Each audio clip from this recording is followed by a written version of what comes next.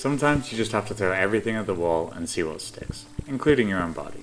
Youropa is an absolute mishmash of ideas, some of which subvert the genre of platforming as a whole, while others just feel out of place. Coherence is far from the game's strong suit, but it's an enjoyable few hours of wall crawling, paint slinging, gravity-defying fun. I'm Ron Morrow, and this is my review of Youropa for the Indie Toaster.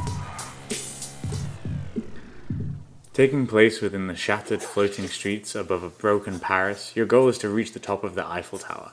Exactly why or how this will solve matters isn't really addressed. I'm not really sure Danish developers frecle have ever been to Paris, but their wild interpretation gives way to some interesting level design.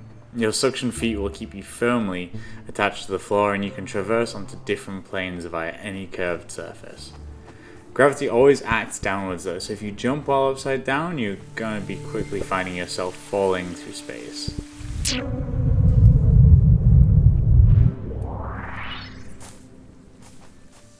One of the first things you're introduced in the game is the ability to paint and decorate your character in any way you like.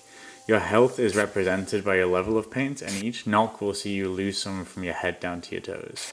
Rain will wash it off, and the same rules apply to enemies that appear. You can even pick up a can of spray paint and just go to town over any surface. It's a cool set of mechanics that allows for a lot of expression and messing around.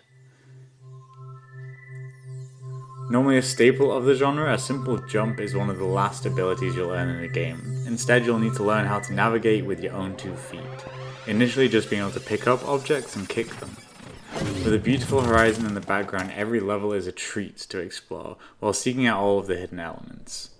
One of my favourite parts of the visuals is how the levels connect together, snapping in and out of the world map styled upon the metro system. Puzzles are reminiscent of the scenes from the film Inception, often taking you upside down and in seemingly impossible directions. None of them prove to be too strenuously brain-teasing, but there's plenty of variety throughout.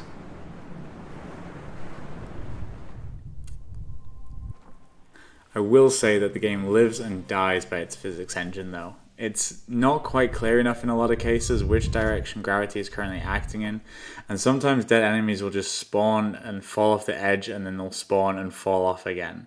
In one case this happened up until the game crashed on me. Some levels have you effectively sliding over oil slick, and they should be the most fun in the game, but instead become slightly infuriating as the rules of momentum seem illogical to say the least.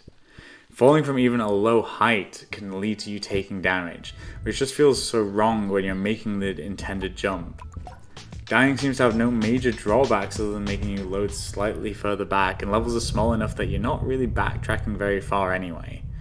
Some systems seem to have a guiding hand to help them along, such as kicking a ball towards a target, but one level had me rage quit multiple times. I had to throw a box in the air, and every time it threw, it was thrown in a different direction. I could not catch it. Ultimately, a lack of narrative and cohesion is what stops Youropa from being a great game instead of just a good one. If there was any explanation for who I am, what happened to the world, who the enemies are, why paint is the world's lifeblood, how I can walk on walls, why mixtapes and graffiti are the collectibles, then it would make the experience feel whole.